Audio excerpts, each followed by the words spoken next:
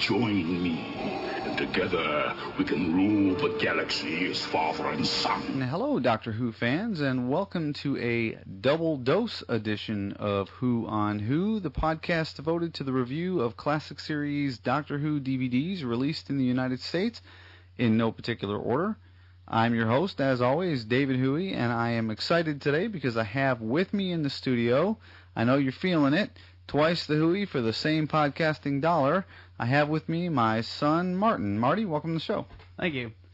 Marty is a film student, and so I invited him on. He's also a lifelong sci-fi fan, thanks to his dear old dad, and he's going to be reviewing the Doctor Who episode Ghostlight with me, the 7th Doctor episode. But before we begin with that, I'd like to go ahead and cover a few things. First of all, normally in this part of the show, I would go to listener feedback and email. Unfortunately, I have not received any since the last episode. Makes me sad, as you know. So write in. I'll be getting more to that in a moment. As many of you may remember, on the last episode, I spoke briefly about my formerly pathetic icon for my show and artwork, and one of the listeners, Dave Hingley from the UK, sent me an email and a graphic that I have instantly fallen in love with. And turns out Dave is a professional animator. Well, Dave created a new graphic for Who on Who. So if you have the enhanced podcast, it's on your screen right now. If you're driving, please pull off to the shoulder of the road before you look at it. But it's pretty nice. I like it. If you do not have the enhanced podcast, you can check it out at Who DVD Review. That's WHO DVDreview.com. It's up there. It's also going to be the album art on iTunes. And I got a chance to talk with Dave and interview him a little bit because I wanted to get some more information on this interesting chap and his talent and his ability. So if you listen in, I'll play that interview now. Okay, I'm on the line with Dave Hingley, who has been a listener to the podcast from the beginning. Dave was the first person to admit in public that he subscribed to my podcast. So I was pleasantly surprised when he sent me an email very recently with a animated version of me. And my son got a big kick out of that too, by the way. And so now you will see that as my new official graphic, which is so much better than the one that I had. So Dave, welcome to the show, and thank you very much. Oh, thanks for having me. I love it. Pleasure to be here. I wanted to talk to you a little bit about your animation because anybody that can make me look good is very talented indeed, and so I wanted to get a little more information on your background. I know I had guessed from one of your emails, from the way you said something, I had guessed that you lived in the UK and obviously got that one right, but why don't you tell us all a little bit more about yourself? How long have you been in animation? I've been animating for 10 years. Okay. What primarily do you do? Mainly animation for computer games. Yeah, mainly Wow, that's great. Have you worked on anything big that some of us gamers would have been involved in or played with? Biggest game last game I worked on was a Pirates of the Caribbean game. Oh yes, okay. Right. I was on that for about 6 months, doing technical facial animation stuff. Okay.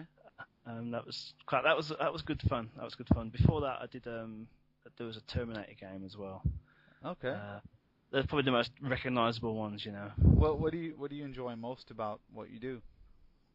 The thing I like the best is you can turn up to work on a Monday morning and you never quite know what you're letting yourself in for. Yeah. It's like one day it's, can you animate some blocks falling down, or can you animate a bush, can you animate this or that, or parrot, or treasure chest, or whatever, Yeah. So that keeps it fresh and interesting, Now, obviously, this is must be something that you went to school for and studied. Yeah. Okay. I studied. Is it what you expected it to be? Yeah, it was. Okay. It was 3 years of hard work. Oh, I'm certain. I'm certain. More than that, plus a lot of yeah, talent. yeah, definitely. I've drawn from a very early age, and from a very young age, I wanted to be an animator. So from that point, I was always working to, getting into art college, then getting into animation courses, and then getting into the industry and getting on. Who were some of your bigger influences that made you want to be an animator? As far as I guess famous animators. Who did you look up to and say, "Wow, I like that"? Okay. The Bill Plimpton. I've got to drop it. Bill Plimpton. This is the first one. Okay. He did a film in 1997, something like this, called Your Face. And when I saw that film, I thought, that's what I want to do. That's what I want to do every day. I want to make things move. I want to, And then as you sort of watch more animation, you get more people that you like, and people like Chuck Jones is always good. And I love Chuck Jones. Love the classic Looney Tunes and stuff like that. That kind of stuff. Definitely. Okay, well, let me ask you this then. I have a Okay. son who's in college, and he's a film student. Okay. And what I've discovered is, when he and I go to a movie now, I can still escape into the movie and enjoy it. He sits there and technically takes the movie apart. And do you find it hard not to do that when you're looking at animation? Say you turn on a cartoon and all of a sudden you look at it from that angle rather than a viewer? Yeah, it's impossible. I can't do it. And for me, it doesn't matter if it's a cartoon or a film. Mm-hmm. You're watching it and you're thinking, well, is the performance true? Is he selling me the fact that he's angry, or that he's playing a scene a certain way? The way that the shot is framed, does that hold any significance? Is it important? The way that the scene ends, does that mean, the whole thing? You sort of look at the whole thing and get very interested in it, and it's different. I guess it's different if you're just watching it and expecting, I don't know, if it's like Finding Nemo. Oh yeah, great movie. It's a great movie, yeah. And I watched it, and it's real fun. And you watch it and you're thinking, yeah, that's great. And you sit there going, well, essentially these fish are just talking heads, but they emote so much through how they move and the way the fins flap and things like this. And you really get they're not even realistic fish, but you get the feeling that they're fish, or that they're terrapins or sharks, and you get the idea of this. Oh yeah, definitely. Yeah.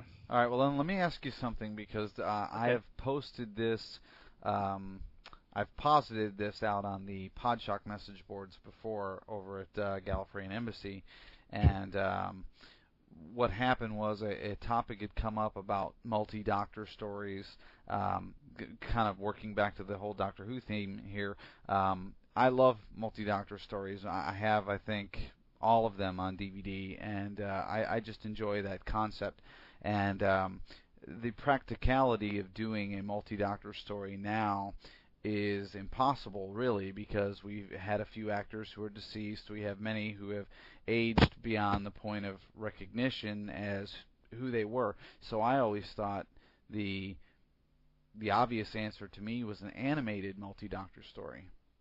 Mm-hmm. Using the living actors can still provide the voices, and those who are deceased, you could replace them with sound-alikes or whatever.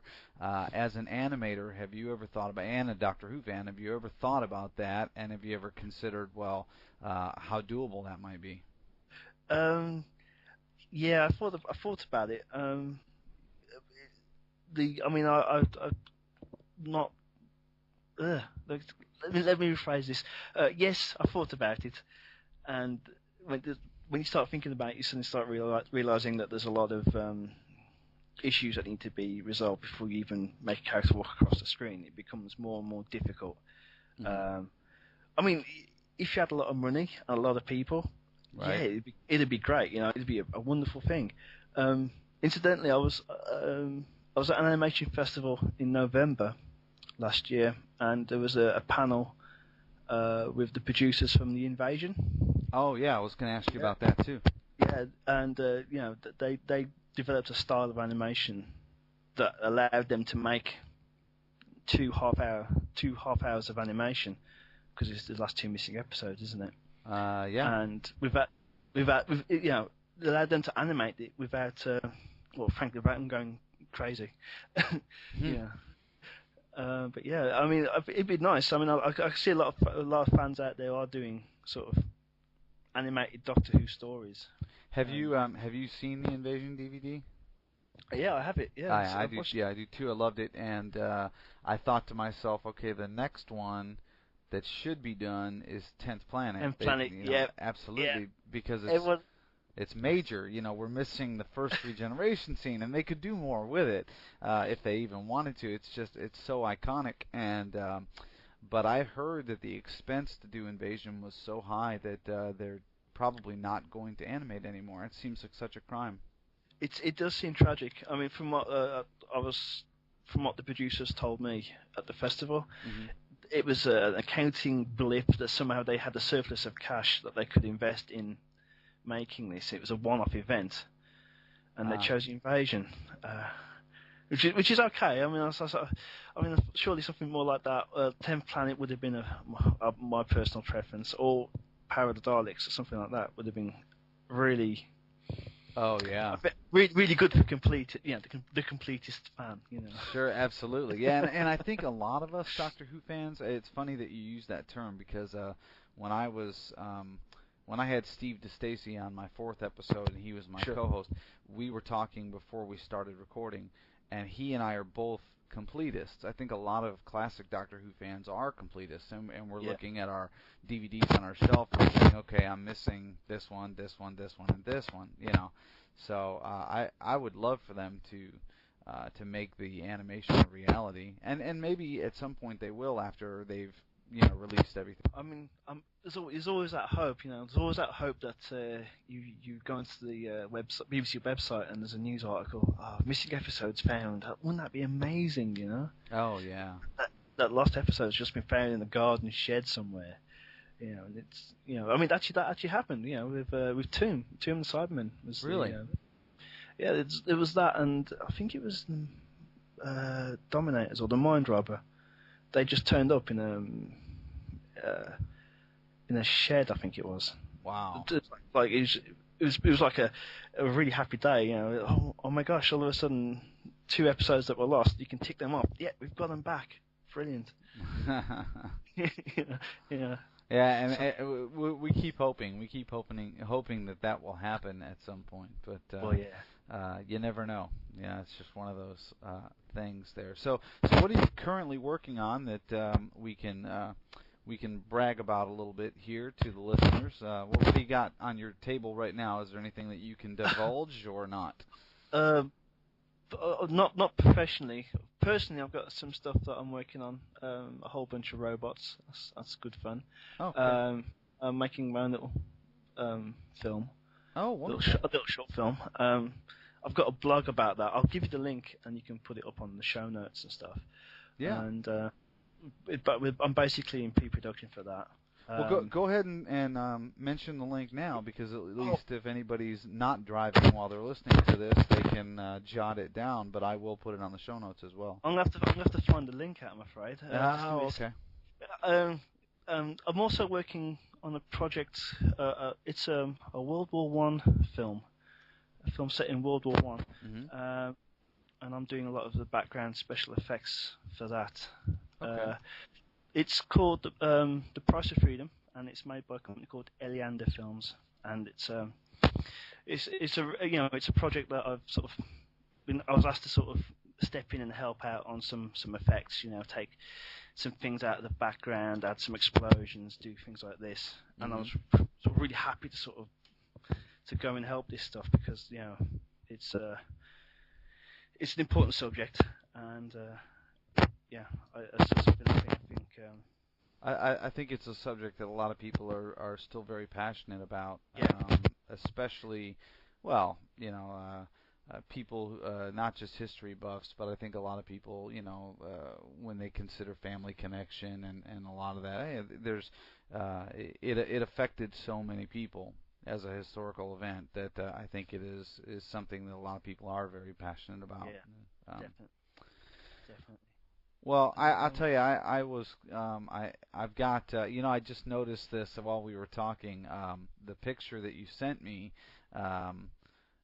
is now my desktop wallpaper, which my wife thought was hysterically narcissistic of me to be looking at my own cartoon face. But there is I found your signature on my scarf there. So I thought, what is that smudge? Oh, that's Dave's signature, because every good artist hides their signature somewhere. I have a friend that when I used to live in Florida, who used to do art as a hobby, and he was immensely talented, but he was so fine-tuned, his attention to detail was so much that it would take him forever to do, and he did mostly just black ink drawings, and he did a lot of fantasy stuff, and I remember he drew this fantasy picture one time, and then he gave me a copy of it, and he says, all right, see if you can find my signature. It was actually in the wood grain of the table where these characters were all sitting around having a mug of ale or something like that, and it took forever to find it, but I knew it was there somewhere, because every good artist hides their signature somewhere. So that's really funny. Come on. That's awesome stuff. Yeah, all right. I'm sorry, my internet's going really slowly here. I'm guessing it's being troubled by all this Skyping. But here's my link. When it actually bothers to load up, it's http://davesplace.animationblogspot.com. davesplace.animationblogspot.com. Yeah. It's just it's a little blog site, and it's like a little diary of the I'm doing at the moment. Great. And do you have any place online where you've got some of your portfolio or some other samples of your work that people can check out? You can check them. There's going to be work on there. There's some there's small video clips on there. Okay. Yeah, I mean there's more of that stuff online. You can probably YouTube as well. Oh, do a search me, and I think there's some work on there as well. I tend to keep a lot of my work offline, because people have a nasty habit of just stealing it and trying to get jobs with your stuff. Oh, really? That's sad. Occasionally. It can happen occasionally, and also because a lot of the work I do is covered. It's for companies. And Sure, yeah. And then there's rights and all that involved. So there's a whole lot of issues with that. One of the advantages to me working in a very non-artistic field, because I work in a technical field, so that there is really nobody taking what you do. They just want you to fix whatever's broken. I mean, that's really all I have to do. So, but that's that's great. I am so much in love with this logo that my sister made me print a copy of it so she could take it with her to Florida to show my parents, because they don't get this whole podcasting thing, and so she's like, "Well, print that out. That's really cool." So I printed it out and gave it to her, and I wrote a little note on the bottom of it so they would understand, because I know my mother, she's in her 70s, and she'll call me and go, "Where'd you get that scarf from? I didn't make that scarf." I'll have to explain all that down the road, but yeah, I do love it very much. I hope you don't mind that I went ahead and put it up as my official logo. I did have a couple people ask me. They said, did you get permission from this guy to put it out there? And I said, well, no, I really didn't. I guess I just sort of assumed that it would be okay to do that. So I hope you don't mind. It's fine. It's fine, David. This seriously is not a problem at all. I will give you more than enough credit, and I really did like it. Brown is definitely more my color than the cricket outfit, and thank God you didn't put me in Colin Baker's costume, because that would have been terrible. But that would have been something of an assault on the eyes. Yeah. That does remind me. I did want to ask you one other thing. Now, when you do your drawings like this, okay. Yeah. Does this start out as a pencil sketch that becomes like a colored thing, or is it all digital? Do you do it all on the computer? I could do it digitally, but I'm a bit old school, so I start off with a pencil sketch. Okay. And for this one, I did a pencil sketch whilst you were asking on your cast, you were asking for graphics. Yeah. I was just doodling anyway, and so I just doodled up a couple of designs. The first one. Is it easier because I shaved my head just as a non-artist? Yeah, well, yeah, actually, because I didn't have to worry about haircuts or anything like this. I mean, the first sketch I did you as the first Doctor, which was all right, but it was a bit static, and so we went crazy with the fourth. Yeah. I took a photograph of my drawing and then used freehand. Okay. It's vector graphics program basically. Right. To make nice crisp lines and fill it in and do the text. Yeah, I think it's beautiful. And for anybody who's interested, Dave and I were talking offline earlier, and I asked him, I would have lost money on this bet. I asked him if he was a Mac or a PC guy, because I always assume that anything artistic, is Mac related, and you are a PC guy, right? I am, yes, I'm a PC guy. Yes. So, those of you who are, your mouths are hanging open like mine, like, what? But yeah, I guess there's a lot of software that you use that's not available for Mac. Yeah, when doing animation for games or for film or things like this, a lot of the specialist stuff that I've worked in, because I do motion capture as well. Mm-hmm. The stuff you see on television. The guy, but he's got like the tennis balls on his on a jumpsuit, and he's walking around, and they record the moves. Yes. You know that? Well, a lot of that software, that's PC. You don't get that for Mac, and a lot of the 3D animation packages, they're sort of PC as well. Because my son, like I said, my son's in film, studying film in college, and all of the film editing software that they use is all on the Mac. So yeah. I find that interesting. That there's a little, division there. So. Yeah, I know what you mean. The guy I'm working with on the World War I project, he's a Mac, mm-hmm. and I'm a PC. And you're a PC. There you go. So it's just like the adverts. Yeah, there you go. Exactly. Well, I've got one of each. So I mean, I love my Mac, but PC is for work. So I've got to have them both. But. That's just how it is in this day and age. But all right, well, I'm gonna go ahead and let you get going here, and appreciate your time. Thank you for being on the show with me. Oh, thanks for having me on. It's been great. All right, thank you. Okay, well, I enjoyed interviewing Dave. I apologize for the difference in audio there. That interview was actually handled over Skype because of the practicality of interviewing someone who lives not in my country, nor definitely not in my time zone, keeping it as a Doctor Who reference there. We had to ship it overseas. What's that? We had to ship the entire interview overseas. Yeah, we had to ship the whole thing overseas there. Anyway, some exciting Who on Who news for you.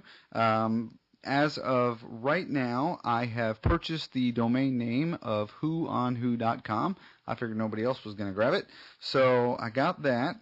And we are currently working on putting up a brand new website, which is going to have some exciting features rolled out, news, links to the podcast, a blog, a discussion forum, which I'm very excited about, and several other great ideas that some of the people that are helping me with are tossing at me, and I'm trying to take it all in as much as I can. So if there are any of you out there who are web skilled and you would like to throw your hat in the ring, lend me a hand, please shoot me an email, which brings me to my next point.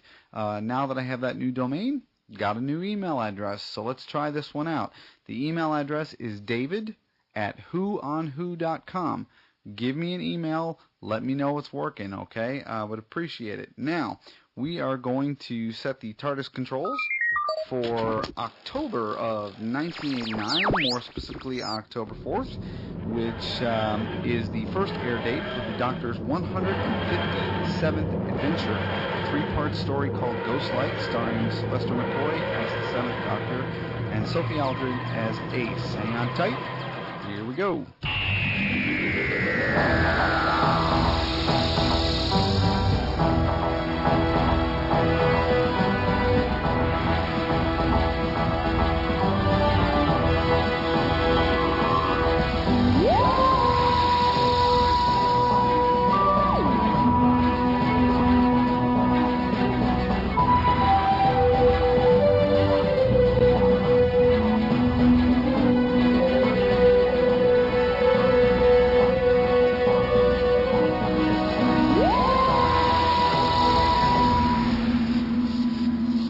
Right, and we are back. Okay, now we're going to get into our conversation here, talking a little bit about Ghostlight. It's a three-parter. Mm-hmm. We actually sat down and watched this together. Yep.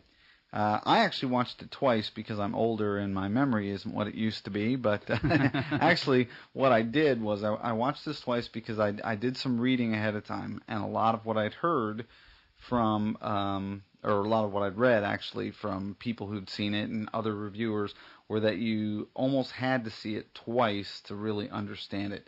Did you feel that way? Because you only watched it once. No, I kind of followed the story through most of it, except like the first episode. It was kind of weird, but from about halfway in the second episode on, I pretty much grasped the story, and especially in the third episode, I thought they tied it together really nice. Okay, all right. Well, let's talk about it from a filming perspective for a moment. One of the things that I like to look at when I'm reviewing these, and I like to talk about a little bit, is production design, production value, that sort of thing.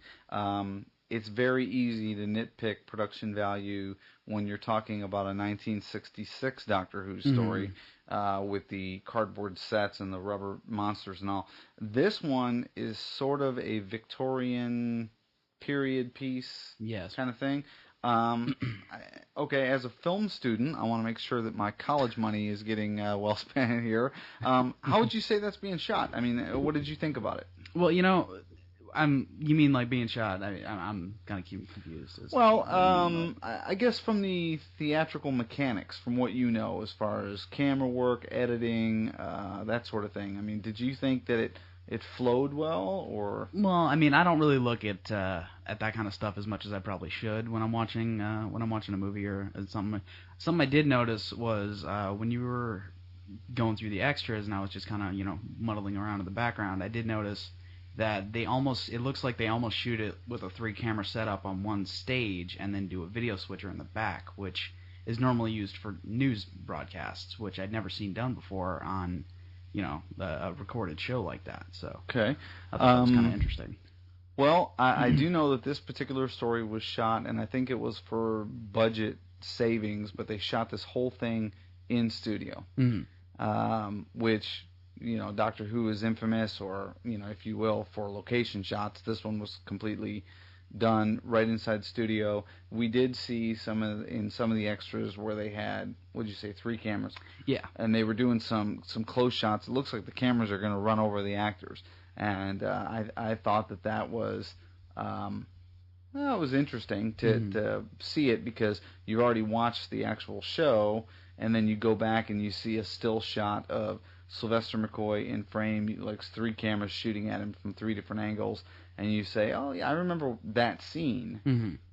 But now it's kind of the difference between, if any of you are video game playing fans like myself, the difference between a first-person shooter and a third-person shooter. You've already watched it from the first-person perspective. Now you're seeing the third-person because the cameras are right there. Now you're saying that they use something called a video switcher? Video switcher. It's a lot like the audio board you got set up here. It's just instead of adjusting levels on audios, obviously it's got a bunch of buttons on it, and you say like camera 1 is assigned to one button, camera 2 is assigned to another button, camera 3 is assigned to another button, and you somebody sitting in the back with a microphone going, okay, we're going to take camera 2 and take camera 2, and then the guy operating the switcher hits it. And who makes that call? Is that the director? Or? That would be, yeah, that's the director. He's talking to the technical director, and then the producer is the guy who writes the show, obviously. Huh. Okay. All right. Interesting. So you're learning new stuff here. It's educational. It's educational. Yes. Now I've said before on this podcast that I like 4-part stories in Doctor Who. I think that they're not too long, they're not too short, and it gives them enough time to kind of flesh out the whole story. And this one was a 3-parter, which I thought was a little unusual.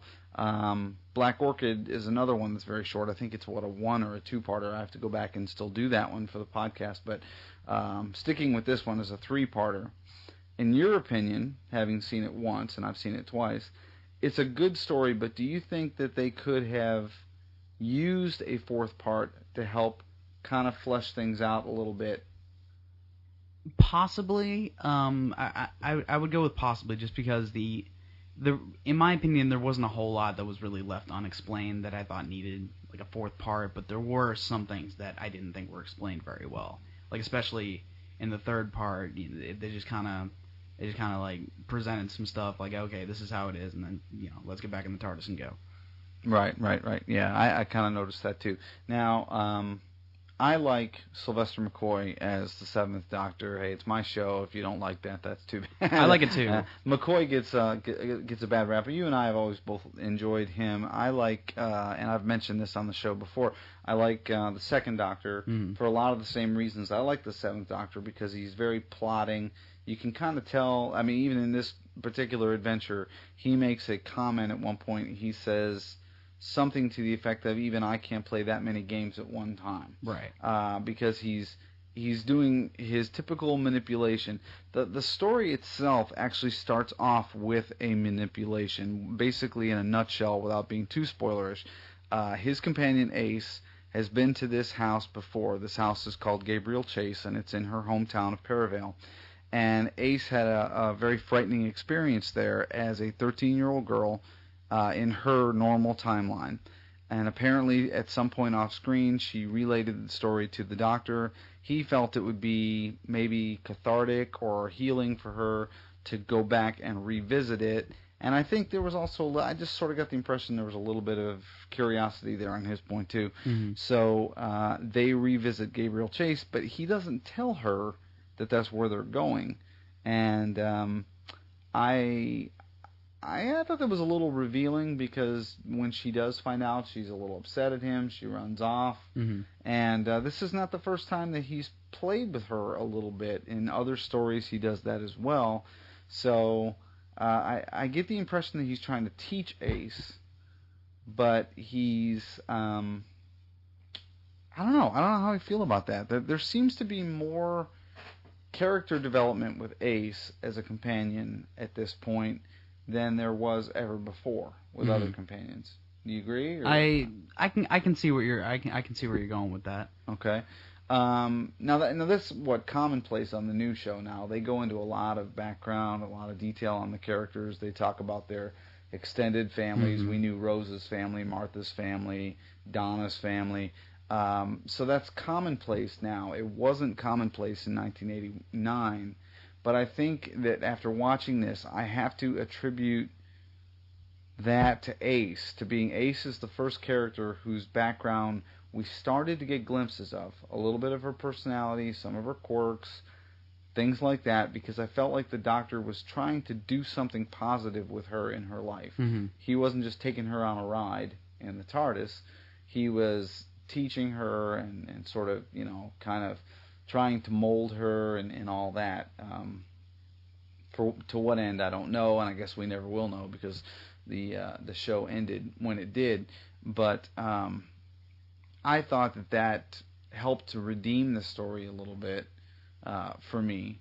I'm going to go ahead and basically say that although I love Sylvester McCoy's portrayal of the Doctor, I love Ace as a companion. I think overall this is a good story. It was a disappointing story for me. It fell short, and I'm going to discuss that a little bit when we get into the DVD extras. If you are a McCoy fan, and there are so few of his adventures out on DVD, then I recommend that you pick it up. But if it's between this one and another one, say Remembrance of the Daleks or Survival, I would say go the other way, and I have a couple of reasons for that, but primarily because the story just kind of felt lacking to me. It felt like it was almost too chopped up in parts, and I'll talk about this when I go into the deleted scenes later. But I'm going to give it, I think I'm going to give it 2.5 cloister bells out of 5. Now, I don't know if you're familiar with the show, to the extent of what I do is I give, there's a total of 5 cloister bells. All right, so it's kind of like 5 stars, 5 out of, whatever. Yeah. So you tell me, judging by how well you enjoyed it, production value, however you want to, overall, however you want to look at it, what's your take? What's your opinion? Well, honestly, I don't. I am a fan of Doctor Who. I haven't seen a lot of the adventures, though. I do need to watch those, but I get distracted. And so I don't know very much about Ace. I didn't all I remember is the episode where she came in and then I think Remembrance of the Daleks was the last one I saw of McCoy before I just moved on to something else. And so I thought it was kind of cool to see a little bit of her past. I was expecting, I don't know, I think I would have liked it better if they had just gone the straight up like Ghosts approach that I thought was going to happen, kind of like the Charles Dickens episode, right? The Ninth Doctor. I thought something similar to that, but I mean, the story itself. But even those ghosts ended up being aliens. True, but I mean, you can't really have Doctor Who without aliens. Right. It's pretty much come to be now. But I mean, it's a decent story. It's and I like McCoy, but it's not one of his best. I mean, there's worse ones and there's better ones. I would have to be fair and give it probably about 3 out of 5. 3 out of 5? Okay. And yeah, I think you're right about that. I think that I think it's fair to say with any of the actors who played the Doctor, there are hits and misses on all of them. Unfortunately, in this period in the show's history, I think there were more misses than there were hits. If I had to say this, if someone said to me, okay, hit or miss, I would say hit. I would still say it was a hit because I think that they did set out to do what they intended. I think that they were constrained by budget. I think they were constrained by time. I think that there were things they could have done differently that would have made it a better story. But all in all, like I said, I do have to agree with you. Ace is probably one of my favorite companions out of the ones that I've seen. Because she's not a screamer. No. She's definitely not Mel. I can say that. I hated her. That's Martin, who not his father. No, I liked Ace for being tough, for being a bit tomboyish, but it's a big 180 from Mel, obviously, who was on the show prior to Ace. Well, that's right, because she was the one right before. She was right. Actually, they left right. She left in the same episode that Ace came on. That's right. And it was, like I said, complete 180 because she was very girlish and very screamy, and Ace just wants to throw bombs at people. Right. Yeah, or hit them with a baseball bat. Yeah. Which So I if it works, it works. Yeah, whatever. Ace is the only companion on record in the entire 40-plus years of Doctor Who history to defeat a Dalek with a baseball bat. You got to give her props for that, folks. Plus, I hear Sophie Aldred's very nice and comes to a lot of conventions, so that's it. We're paying her royalties. Yeah, exactly. So, this podcast is brought to you by the fine folks at Louisville Slugger. Bash your own Dalek today. Okay, this is a little more footloose and freewheeling because I've got somebody here with me, and it's not just somebody, it's my own son, so I'm very excited. Let's go ahead and move on to the DVD extras. I'm going to go ahead and just kind of pop them off a little bit. As normal, there are subtitles. There's also an audio commentary that, to be honest, I did not listen to in my preparation for this particular episode. We tried to, but it was all in German.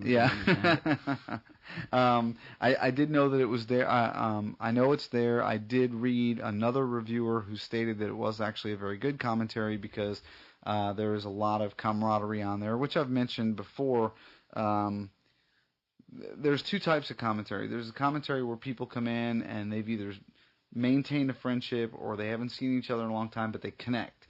And then they sit and they discuss the episode fondly. They talk about, oh, yeah, you remember this when we did this.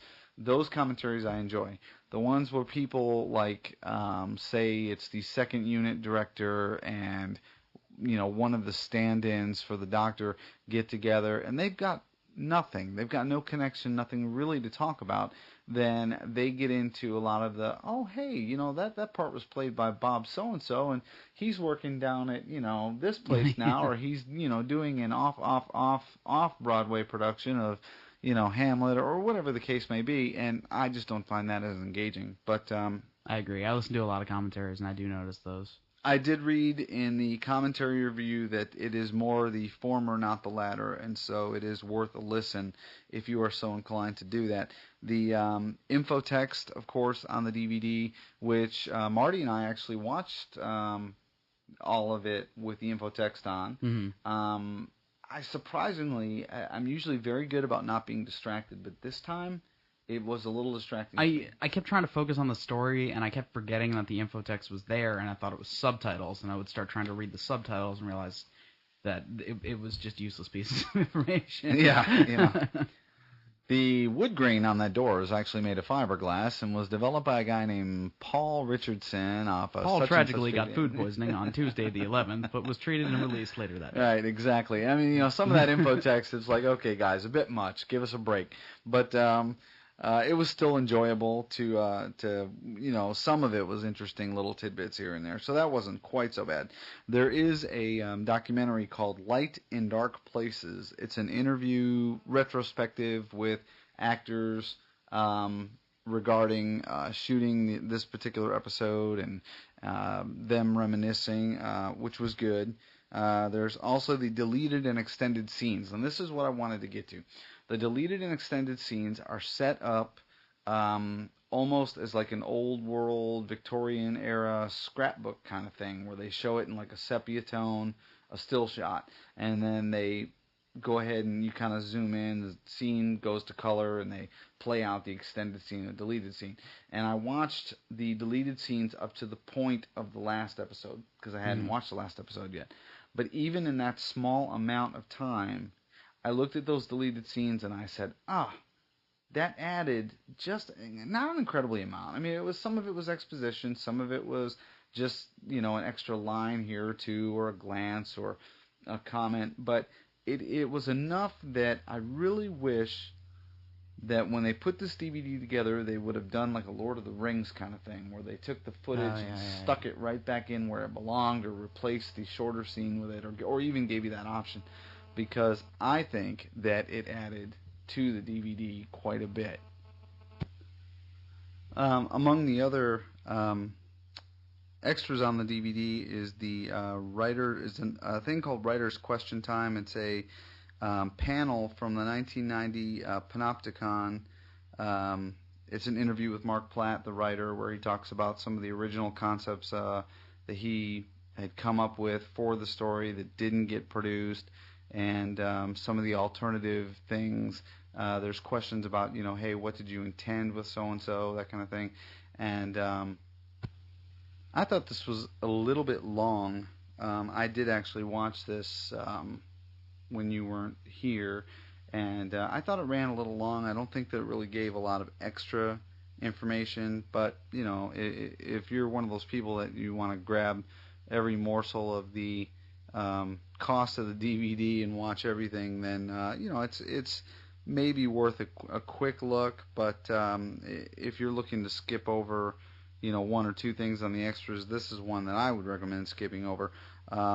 Another one is a thing called Shooting Ghosts, which Marty mentioned when he was talking about the 3-camera setup. It's some video footage of them doing the blocking and shooting of I think on the last day, actually, when it was the last day of shooting for this particular episode. There's a photo gallery, of course. There's something interesting on this DVD that I've not seen on any of the other Doctor Who DVDs yet, and that is a music-only option where you can watch the entire adventure with just the background music, no dialogue. It's interesting. I don't think I would actually enjoy that, though, because for something I need the dialogue. Yeah, I don't know. I mean, it's not like it's a musical. It's not like it's a it'd be like it's like watching Iron Man but not listening to any of it. Yeah. Maybe I guess with the subtitles on, it wouldn't be so bad. Maybe I could see that. Yeah. I don't know. I don't if you're know a music fan, then definitely check that out. But yeah, yeah. If you love the music, there's for you. There is one Easter egg on the DVD. Of course, as always, I'm not going to tell you where it is or how to get to it, but it's there. I will give you a heads up. It's not the greatest Easter egg I've ever run across, but it is there, and it's pretty easy to find. If you can't find it, then you let me know, and I will be more than happy to tell you how to get to it if it's killing you. I mean, if it's keeping you up nights, then I certainly don't. We're only going to charge you $55. Right, $55, and we'll send that to never mind. Send that to the Marty Hooie College Fund. Exactly. Anyway, that brings us to close here. We have review of Ghostlight. Normally, I like to let you know what's coming up next episode, which DVD I'm reviewing, but to be completely honest with you, I have not decided yet. So here's what I'm going to do. This also helps me to make sure that my new email address, which is, again, david@whoonwho.com, is working correctly. I need you, the listeners, to write in and give me suggestions on which DVD you want me to review next time. I've got a few that are kind of lined up for the near future, but I haven't scheduled them yet, and also possibly have some other guest co-hosts that I may be doing the show with in the near future that I'm pretty excited about. All that stuff is getting lined up as we speak, but it takes time and their scheduling and all that. So for the next episode, let me know what do you want, what are you dying to hear a review of, or what have you just watched that you'd like to hear my opinion about. Again, the email address is david@whoonwho.com. Check out the website at www.whoonwho.com. You can see the new logo there. We're going to take your suggestions and tape them to the back of the dogs and just let them run around the track for a little while. And first one that runs out, that's what we're going to take. That's right, exactly. And well, no, I guess that wraps up. But I do have one thing. I did mean to bring this up earlier. A little challenge to the listeners out there. I checked the stats today right before we recorded. Listenership is up over 400 subscribers. So I am thrilled, of course, as always. Thank you to all of you subscribers out there. However, I want to get the number up to 500. So here's what I need you to do. Tell your friends, tell your family, tell your friend's family. I don't care. Total strangers on the street. Send random cards out. Just start dropping mail, whatever you got to do. But let's see if we can't get the subscriber count up over 500 before the next show. That being the case, I may not talk to you again for another 6 months, but hopefully not. Anyway, Marty, thank you for joining me no today. problem. And everyone, I will talk to you next time. Take care now. Bye-bye.